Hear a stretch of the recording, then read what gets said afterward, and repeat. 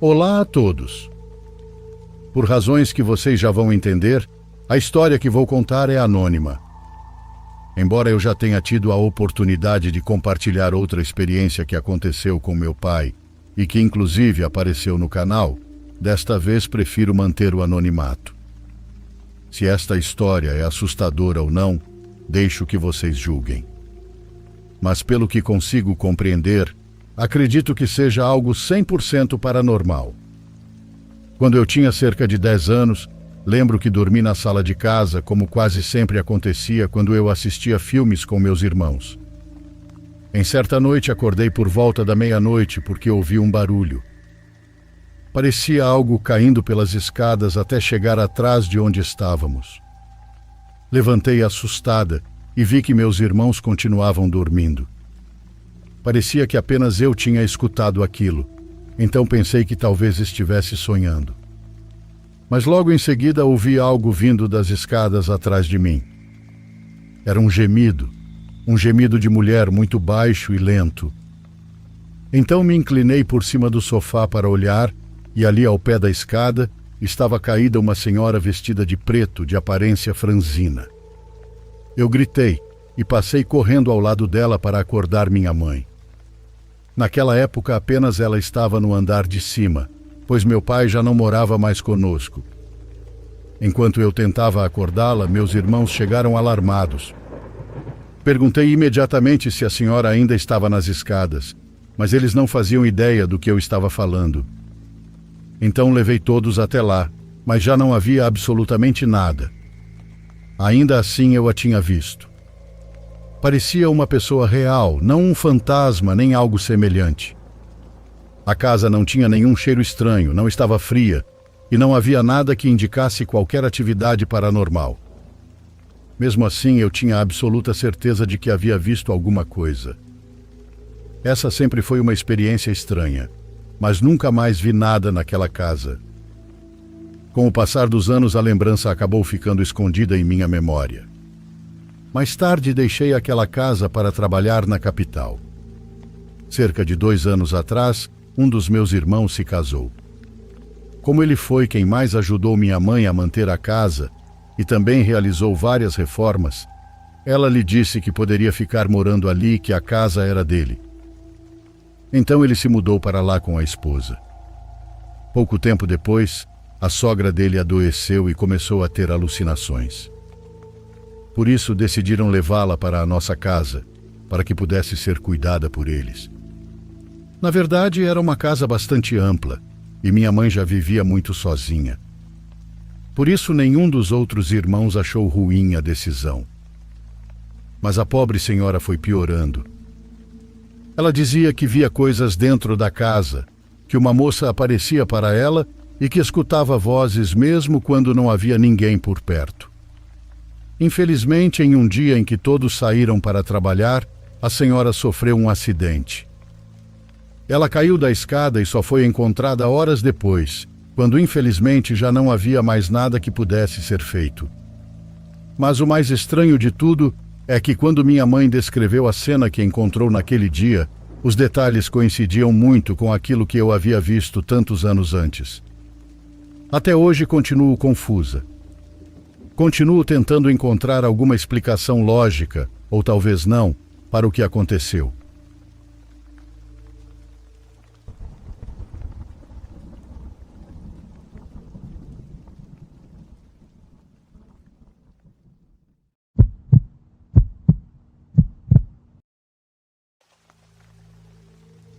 Oi, diário. Meu nome é Victor e sou um seguidor fiel do canal. Vim aqui contar uma história que guardo na memória até hoje e que aconteceu com o cunhado da minha avó. Essa história chegou até mim pela minha avó, que me contou porque não tive coragem de perguntar a ele, pois não tenho muito contato.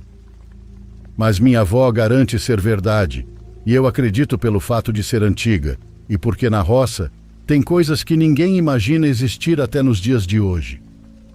Irei chamar ele de José por motivos de privacidade. Essa história aconteceu por volta dos anos 60. Ele devia ter cerca de uns 20 anos e tanto ele quanto sua namorada Moravam com a mãe, pois naquele lugar era de costume. Ele morava em um povoado chamado Bandeira, que ficava a cerca de 10 quilômetros da cidade, que também não era muito grande na época. Ele namorava a irmã da minha avó, que irei chamar de Neide, e ela morava em outro povoado. Era um pouco distante, mas nada de exagerado. Porém, tinha que pegar uma longa estrada cercada apenas por mato. Um certo dia, ele resolveu ir na casa de Neide passar a tarde com ela.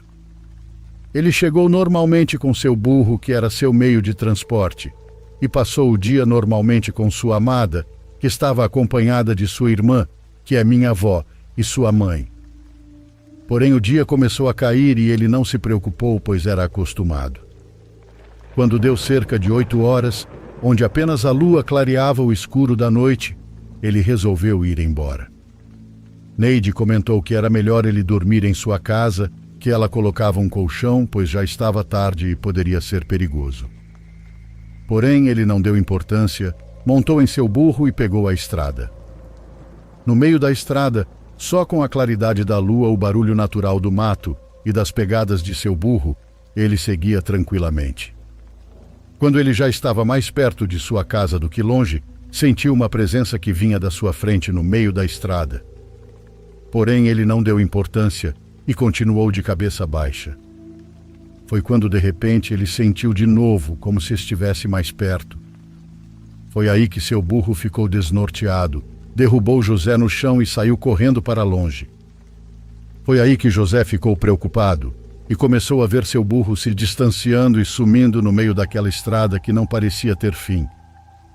Dizem que foi nisso que ele sentiu uma chicotada nas costas, bem forte, que fez com que ele gelasse na hora, todo arrepiado.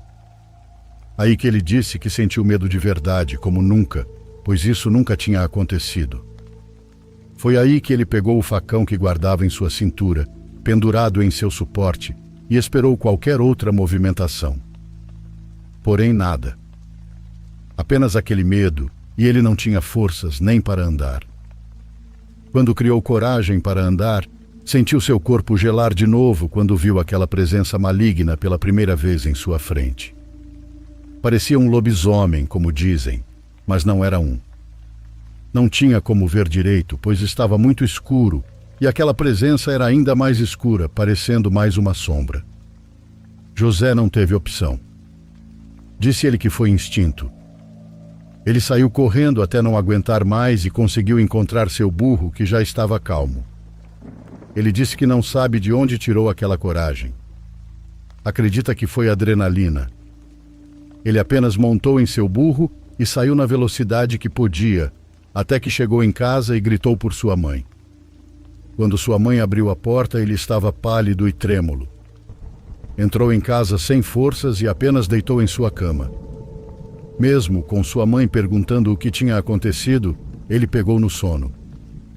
Quando foi no outro dia, ele contou o que aconteceu para sua mãe. Porém, sua mãe não disse nada e apenas aconselhou que ele não andasse mais sozinho de noite. Minha avó contou essa história garantindo que era verdade e que eles apelidaram o ser da estrada como o bicho do Bandeira. Dizem até que evitaram andar naquelas estradas naquele horário, por medo da história contada por José. Bom, esse foi meu relato. Espero que não liguem se falei alguma coisa errada, mas tentei contar tudo em detalhes. Muito obrigado por me ouvirem.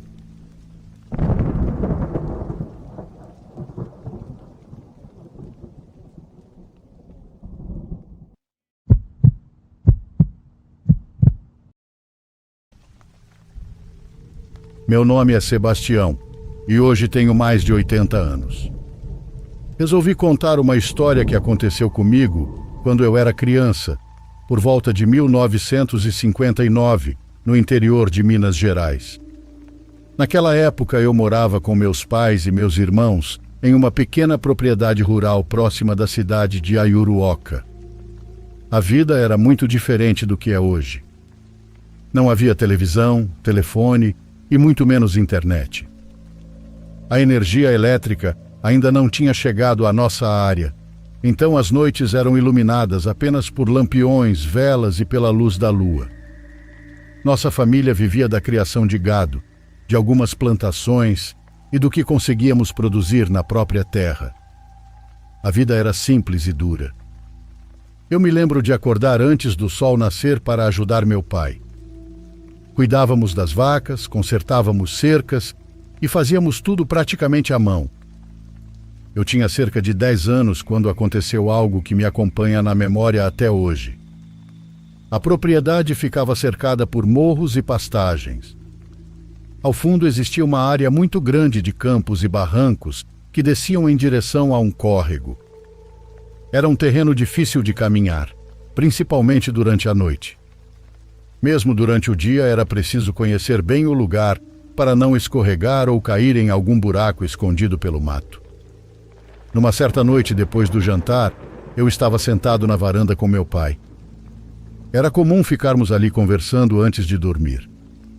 O silêncio da roça naquela época era algo difícil de explicar para quem não viveu aquilo. Não existia o barulho constante que existe hoje. Quando os animais se calavam, parecia que o mundo inteiro ficava em silêncio. Foi então que notei uma luz distante no pasto. No começo não liguei, pois pensei que fosse alguém andando com um lampião. Como existiam outras propriedades espalhadas pela região, aquilo parecia perfeitamente normal. Mas logo percebi algo estranho. A luz estava em uma área onde não havia trilhas nem estradas. Além disso, ela não balançava como um lampião carregado por alguém.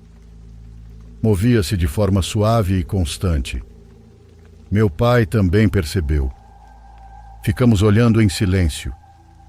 A luz caminhava lentamente pelo campo. Às vezes parecia parar por alguns segundos, depois voltava a se mover. Eu perguntei quem poderia estar lá àquela hora. Meu pai respondeu que não fazia ideia. Depois de alguns minutos, ela simplesmente desapareceu.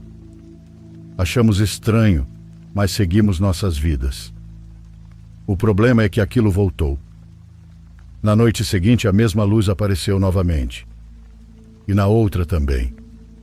Durante semanas passamos a vê-la com frequência. Sempre depois que escurecia completamente. Sempre na mesma região dos pastos. Sempre distante. Eu comecei a prestar mais atenção. Não era uma luz muito forte. Tinha uma coloração clara, quase branca, mas às vezes parecia levemente amarelada. O mais estranho era a forma como se movimentava. Não seguia caminhos. Não contornava as coisas que estavam na frente. Parecia deslizar pelo terreno. Algumas noites ela permanecia visível por poucos minutos. Em outras, ficava aparecendo por quase 1 hora. Aquilo virou assunto dentro de casa. Minha mãe dizia que provavelmente era alguém procurando animais perdidos. Meu pai discordava. Ele conhecia cada pedaço daquela região e dizia que ninguém conseguiria caminhar por aqueles barrancos na escuridão sem se machucar. Naquele tempo nós nem imaginávamos outras possibilidades além de ser algo normal ou paranormal. A verdade é que a palavra OVNI sequer fazia parte do nosso vocabulário. Passaram-se alguns meses e a luz continuou aparecendo. Eu já esperava por ela. Muitas noites saía na varanda apenas para observar. Às vezes estava sozinho, outras vezes meu pai me acompanhava. O comportamento dela nunca parecia igual. Em algumas ocasiões permanecia quase parada, em outras percorria grandes distâncias em poucos minutos. O que mais me impressionava era o silêncio. Não havia qualquer som, nenhum motor, nenhum ruído, nada. Era apenas aquela luz distante cruzando os campos. Então aconteceu algo que nunca esqueci. Era uma noite fria de inverno. O céu estava completamente limpo e cheio de estrelas. Eu havia terminado de ajudar meu pai no curral e estava me preparando para entrar em casa quando vi a luz surgir de novo. Ela apareceu perto do córrego, como de costume. Fiquei observando. Meu pai também. Naquele dia ela parecia mais brilhante. Movia-se lentamente pelo campo. De repente parou. Permaneceu assim durante alguns segundos. Lembro perfeitamente da sensação estranha que senti naquele momento. Era como se alguma coisa estivesse prestes a acontecer. Então a luz começou a subir. No início devagar, pouco acima do solo. Depois ganhou velocidade. Em poucos segundos estava muito mais alta. Eu e meu pai acompanhávamos aquilo sem dizer uma palavra. Então aconteceu algo impossível. A luz disparou para o céu. Não fez curva, não produziu qualquer som. Ela simplesmente partiu em linha reta numa velocidade absurda. Foi tão rápido que mal conseguia acompanhar com os olhos. Em menos de 2 segundos virou um pequeno ponto entre as estrelas. Depois desapareceu completamente. Lembro que fiquei parado olhando para o céu por vários minutos. Meu pai também. Nenhum de nós conseguia entender o que havia acabado de ver. Naquela época, aviões eram muito raros naquela região, e mesmo quando apareciam, podíamos ouvir seus motores muito antes de enxergá-los. Aquilo era completamente diferente. Nunca tínhamos visto nada parecido. Nos dias seguintes, continuei observando os pastos todas as noites. A luz não voltou.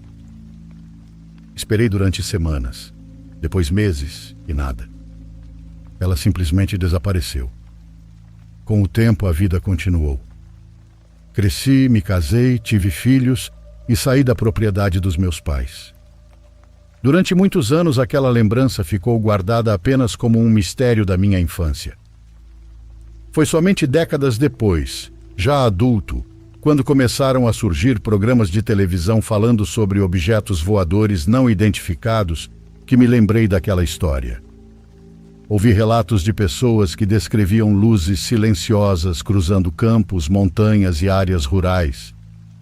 Vi entrevistas de testemunhas contando que observaram objetos acelerando de forma impossível. Quanto mais eu assistia, mais lembrava daquela noite na varanda. Não posso afirmar que vi uma nave espacial. Não posso dizer que eram visitantes de outro mundo. Seria irresponsável da minha parte afirmar algo assim. Mas também não consigo encontrar uma explicação comum para aquilo. Era uma época simples. O que quer que fosse aquela luz, ela apareceu durante meses nos mesmos pastos e desapareceu da maneira mais estranha que já presenciei. Depois daquela noite, nunca mais vi nada parecido. Nenhuma outra luz. Nenhum objeto estranho. Nenhum fenômeno que me causasse a mesma sensação. Mas toda vez que volto àquela região da serra, lembro daquela pequena luz silenciosa caminhando pelos pastos escuros. E aí me pergunto o que realmente estava ali diante dos meus olhos tantos anos atrás.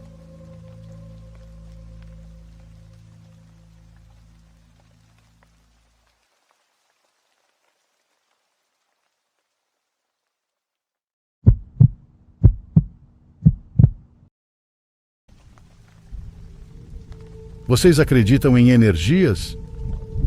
Acreditam que nossa energia ou nossas emoções podem ficar impregnadas nos objetos que usamos? Minha história começa em 89, quando eu e 3 primas costumávamos conversar todas as tardes no pátio dos apartamentos onde morávamos. Éramos muito unidas. A mais velha tinha 12 anos, eu e outra prima tínhamos 9, e a mais nova do grupo tinha apenas 6 anos. Lembro que foi justamente ela, a caçula, quem deu início aos acontecimentos deste relato com uma simples pergunta.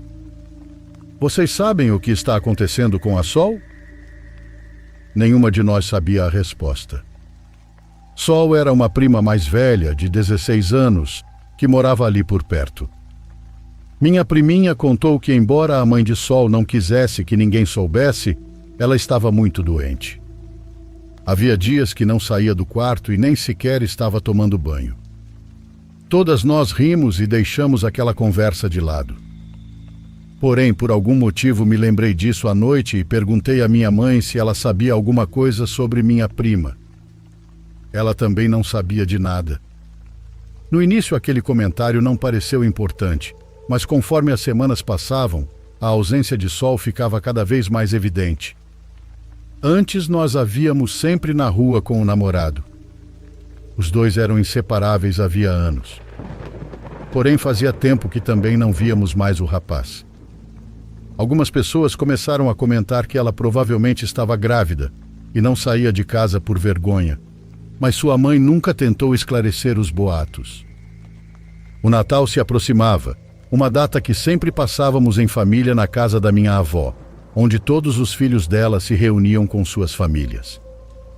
Daquela casa surgiriam muitos outros relatos, pois minha avó era espírita, e foi justamente ali que viveríamos nossas primeiras experiências com o paranormal. Lembro muito bem que alguns dias antes do Natal, nos reunimos para combinar os detalhes da ceia. Estávamos todos lá. Acho que não faltava ninguém. O ambiente era uma verdadeira confusão de risadas, música e gritos das crianças correndo pela casa. Mas então ouvimos um grito diferente. Um grito de puro terror. Era Sol. O som vinha da área externa. Meus tios correram imediatamente para ver o que estava acontecendo, acompanhados por vários primos. Sol estava na entrada da casa, chorando ao lado do namorado. Ela não parava de gritar. Ao ver meus tios correndo em sua direção, o rapaz levantou as mãos e começou a dizer que não havia feito nada. Os olhos dele também estavam cheios de medo, mas não era medo dos meus tios. Era medo de Sol. Perguntaram a ela se estava bem, se o namorado havia feito alguma coisa, mas ela apenas respondia que não enquanto continuava chorando desesperadamente. Sua mãe saiu da casa, a abraçou e a levou embora após pedir desculpas a todos. Minha avó não disse nada. Ninguém comentou o ocorrido. Todos simplesmente voltaram aos preparativos da ceia como se nada tivesse acontecido. Porém, um dia antes do Natal, minha avó pediu que todos os filhos e seus respectivos cônjuges fossem até sua casa. Ela pediu que, sob hipótese alguma, levassem os netos, mesmo aqueles que já tinham mais de 20 anos. Disse que precisava compartilhar algo apenas com eles. Foi minha mãe quem me contou o que aconteceu naquela reunião. Segundo ela, quando chegaram a casa, tudo estava em completo silêncio. A porta do quarto da minha avó estava fechada. Todos estavam reunidos na sala de jantar. Minha avó pediu que se unissem em oração por Sol e rezassem por ela. Eles oraram durante quase 1h30. Então chegou uma freira muito idosa em uma cadeira de rodas. Depois de ler alguns versículos da Bíblia, ela pediu que a levassem até Sol. Ela estava no quarto da minha avó. Os que ainda não a tinham visto ficaram impressionados. Sol estava deitada na cama, cercada por imagens de santos e outras figuras religiosas. A freira se aproximou dela, murmurou algumas palavras e em seguida pediu que a despissem. Apenas a mãe de Sol e uma tia permaneceram no quarto. Elas tiraram todas as roupas da garota e vestiram nela uma camisola antiga da minha avó. A freira então começou a examinar cada peça de roupa de Sol. Ela as cheirava uma por uma. Quando chegou a uma blusa, começou a vomitar. Rapidamente pediu uma panela grande, álcool e muito jornal. Assim que trouxeram tudo, ela ateou fogo à peça. Depois pediu mais roupas de Sol. A mãe da garota correu até sua casa, pegou tudo o que encontrou e levou para a freira. Ela repetia o mesmo procedimento. Encostava cada peça no rosto, examinava e em seguida queimava muitas delas. Enquanto assistia àquilo, minha mãe começou a sentir um cansaço extremo. Era como se estivesse sendo vencida pelo sono. Também sentia uma leve dor de cabeça. A freira continuava. Examinava roupas, separava algumas, e a maioria acabava na panela em chamas. O ambiente estava se tornando insuportável, até que a freira pediu que todos formassem um círculo ao redor de Sol e dessem as mãos. Minha mãe tentou participar, mas não conseguiu. Ela vomitou. Pediu desculpas e disse que precisava correr ao banheiro. A freira a interrompeu. Entregou-lhe um punhado de folhas secas e disse que deveria carregá-las consigo. Depois de se recompor, minha mãe foi lavar as mãos antes de sair do banheiro. Foi então que viu alguém atrás dela. Uma mulher. Dentro do banheiro. Uma mulher que ela jamais havia visto antes. Sua pele parecia colada aos ossos. Restavam apenas alguns fios de cabelo em sua cabeça. O rosto era cinza e coberto por algo que parecia craca ressecada. Minha mãe gritou o mais alto que pôde e desmaiou. Quando recuperou a consciência, estava deitada no sofá. Meu pai segurava sua mão e a freira passava uma fumaça estranha diante de seu rosto. Depois ela disse ao meu pai que a levasse embora dali. Entregou outro punhado de folhas secas e pediu que ele o mantivesse junto ao peito. E assim eles foram embora. Somente semanas depois minha avó os convidou para tomar café da manhã em sua casa. Apenas meus pais compareceram. Minha mãe conta que assim que entrou, percebeu que o ambiente era completamente diferente. Era como se finalmente fosse possível respirar naquela casa novamente. Minha avó então contou o que havia acontecido. Disse que depois que meus pais foram embora, deram em Sol um banho com água de ervas.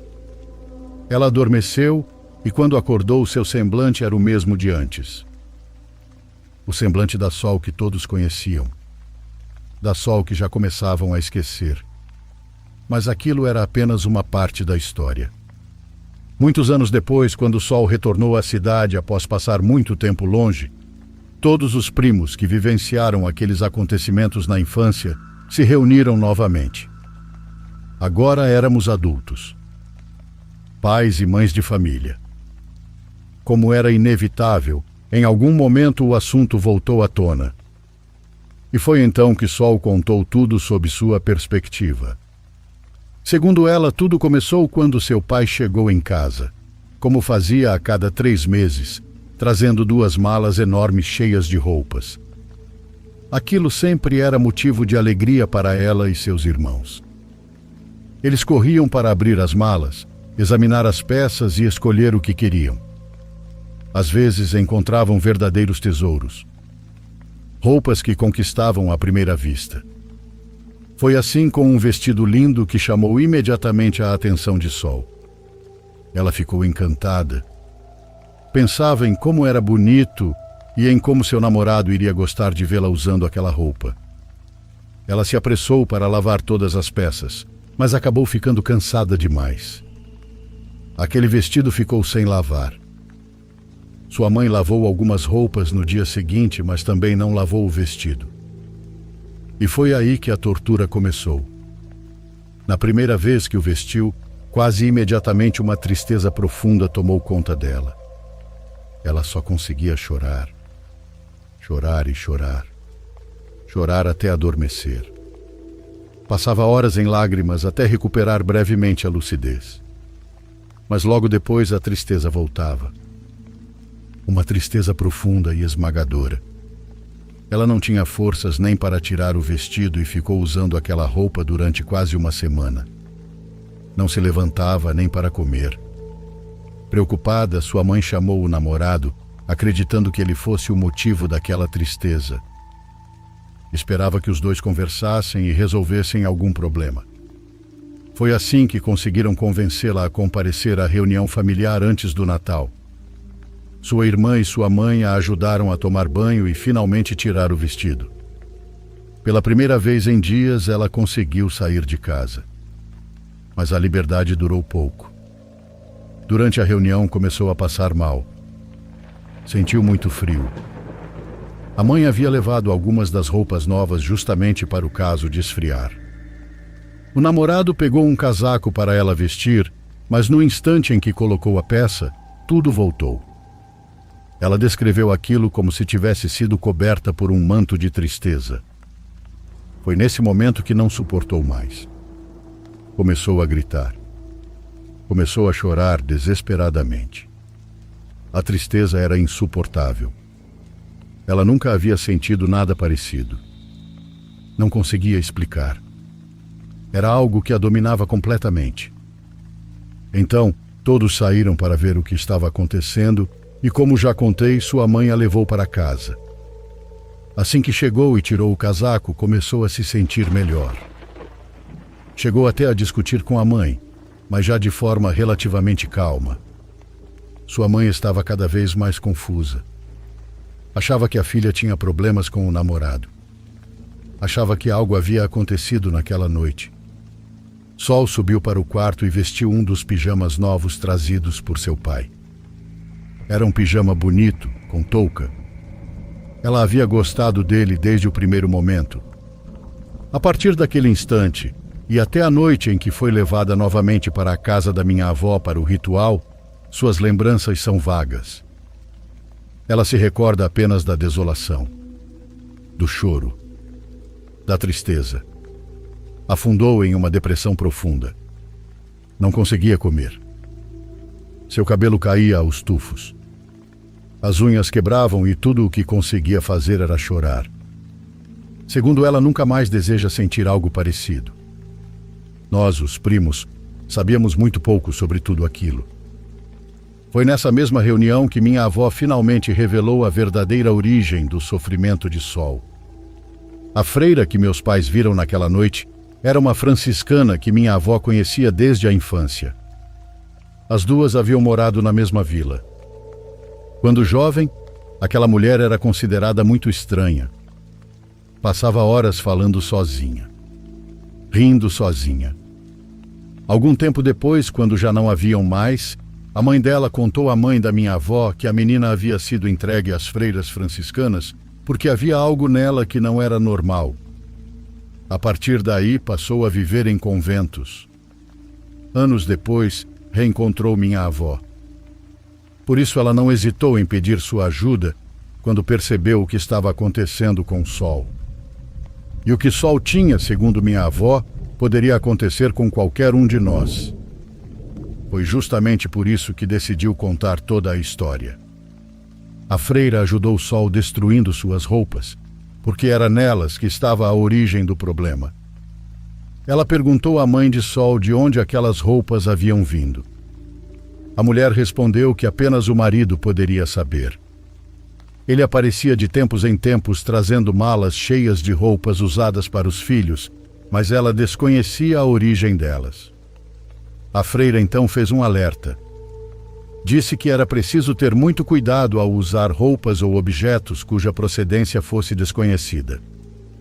Segundo ela, roupas usadas, joias, pulseiras, carteiras e qualquer objeto pessoal poderiam absorver energias muito intensas de quem os utilizou.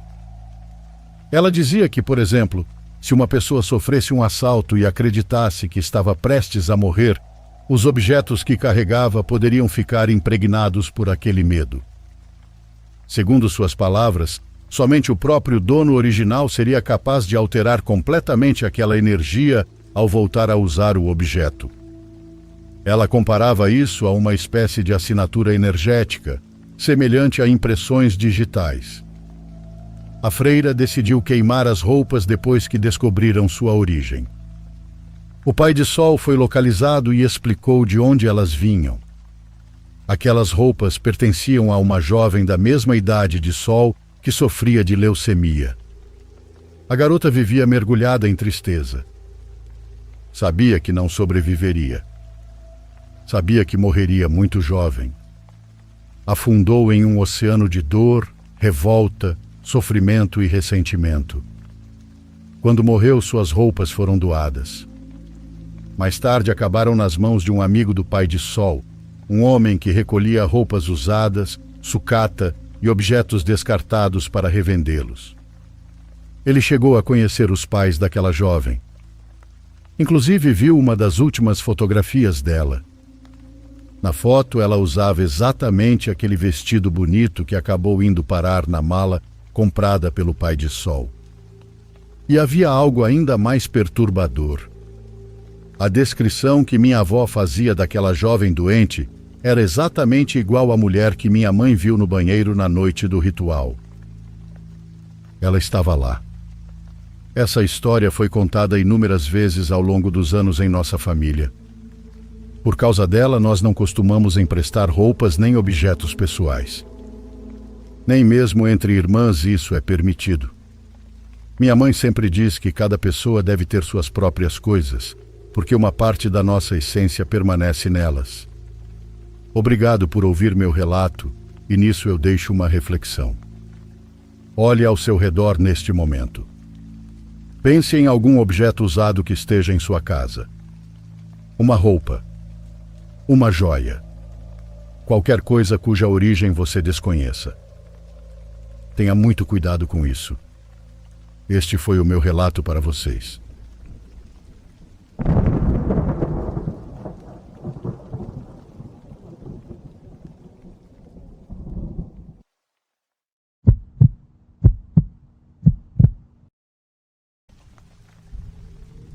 Estou escrevendo esta história enquanto ela ainda está fresca na minha memória.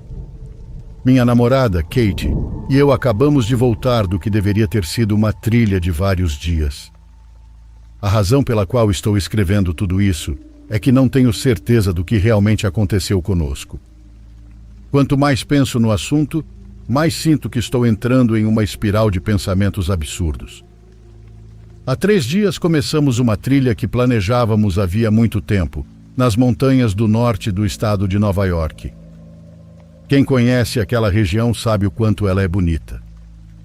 Quando as pessoas de fora pensam em Nova York, normalmente imaginam apenas a cidade, mas existe muito mais neste estado. Eu diria até que a natureza de Nova York é extremamente subestimada. Nossa viagem estava planejada para durar 4 dias e 3 noites. Seria uma oportunidade de nos desconectarmos do mundo e passarmos um tempo sozinhos, apenas nós dois e a natureza. Nós adoramos fazer trilhas e passar tempo ao ar livre. Já caminhamos por florestas e montanhas em várias partes desse país, então essa viagem não tinha nada de incomum. O primeiro dia transcorreu tranquilamente. Tirando alguns períodos de chuva, não tivemos nenhum problema. Montamos a barraca, comemos alguma coisa e fomos dormir cedo para começar a trilha logo pela manhã.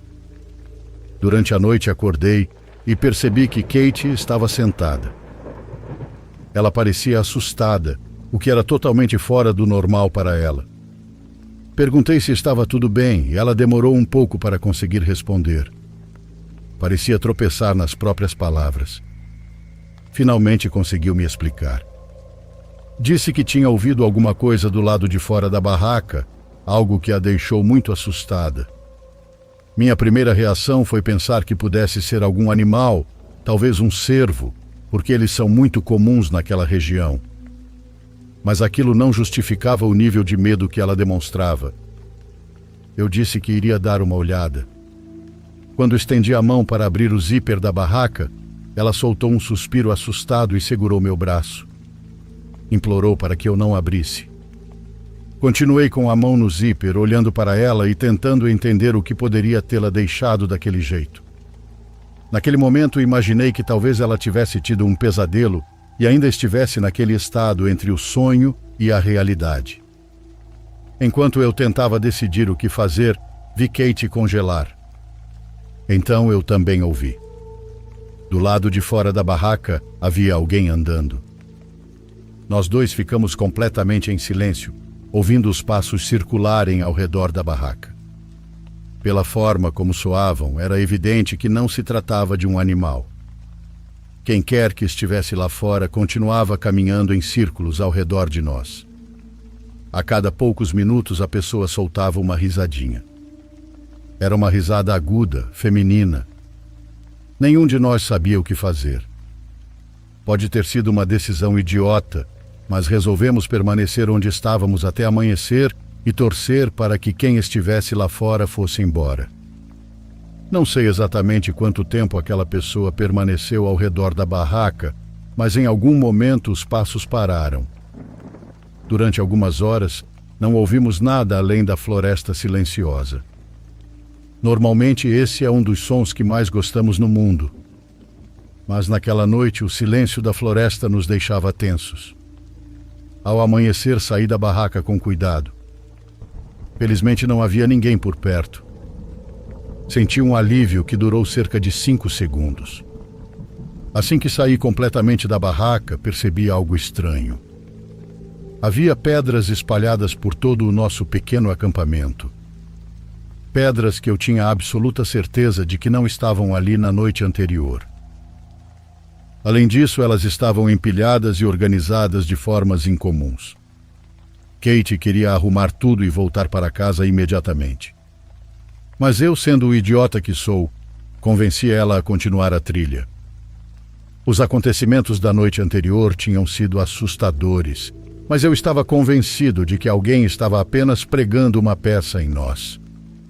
Não conseguia pensar em nenhuma outra explicação racional. Durante todo o dia, Kate continuou olhando por cima do ombro. Ela tinha certeza de que estava sendo seguida. Toda vez que eu parava para observar os arredores, não via absolutamente nada. Acabamos caminhando apenas metade do dia.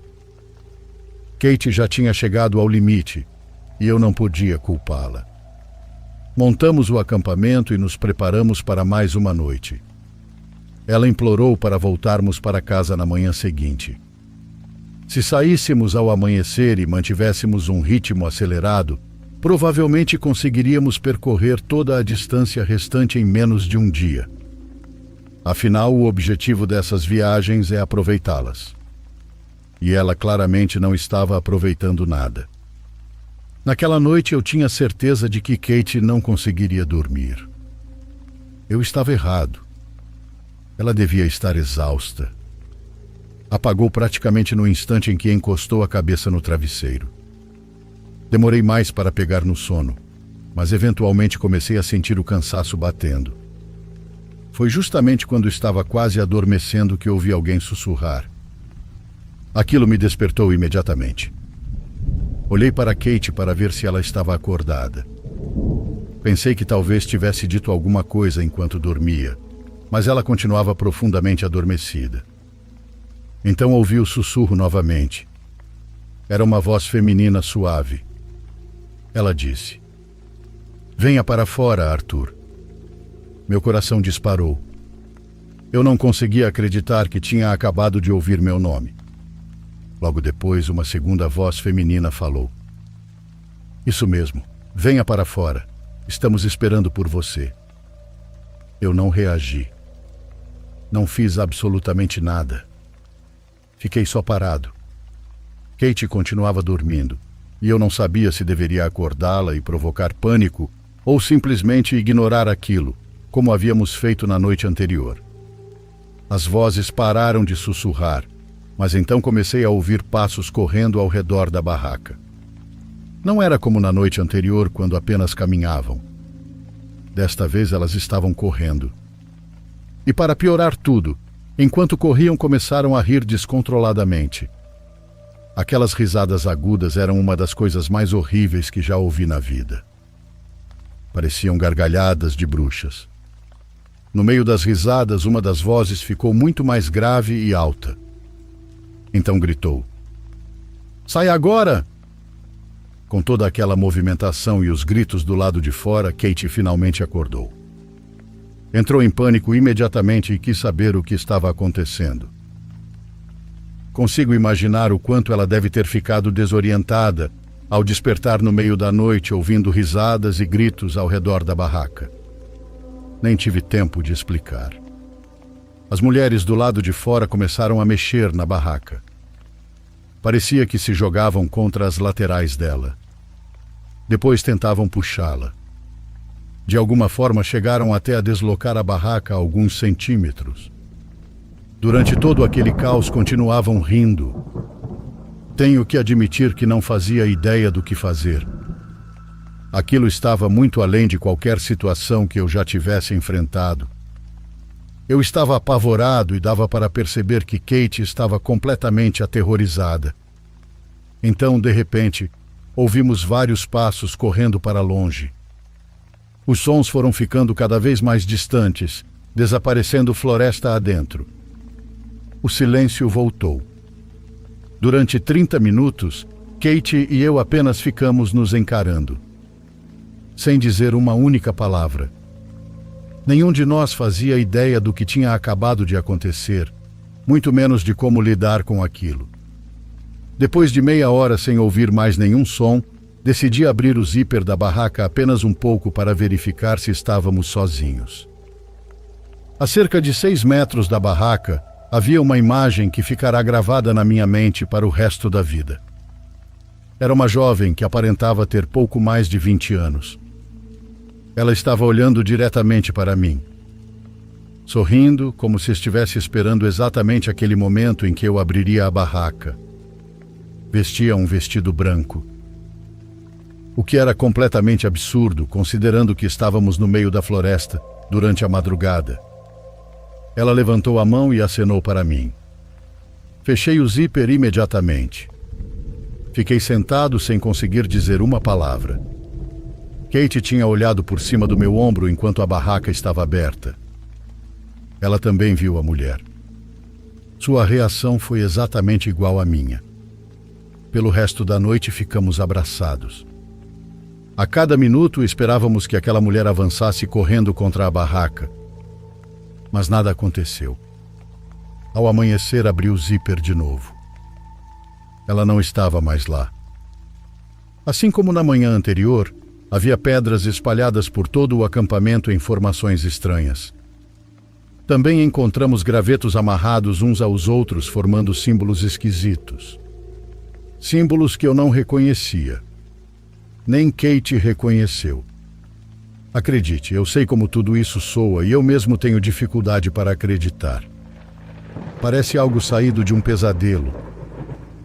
Arrumamos nossas coisas, tomamos o cuidado de deixar todas aquelas pedras e gravetos exatamente onde estavam e saímos dali o mais rápido possível.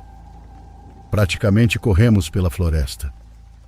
Na verdade, passamos boa parte do trajeto quase sprintando. Levamos menos de um dia para voltar ao carro. A viagem de volta para o apartamento aconteceu praticamente em silêncio. Eu disse para Kate que assim que chegasse em casa, escreveria toda essa história e a compartilharia. Por mais que amemos a natureza e as trilhas, não tenho nenhuma pressa de voltar para aquela floresta. Especialmente para aquela floresta. Acho que a explicação mais lógica continua sendo que alguém estava apenas pregando uma brincadeira em nós. Mas não consigo entender por que alguém se daria a tanto trabalho por uma brincadeira. Parece insano. Qualquer outra conclusão me faz questionar tudo o que eu achava que sabia sobre o mundo. Aquilo parecia maligno. Quero dizer, como aquela mulher sabia o meu nome? Espero que consigamos superar isso, mas depois do que vivi não consigo evitar pensar que talvez monstros realmente existam.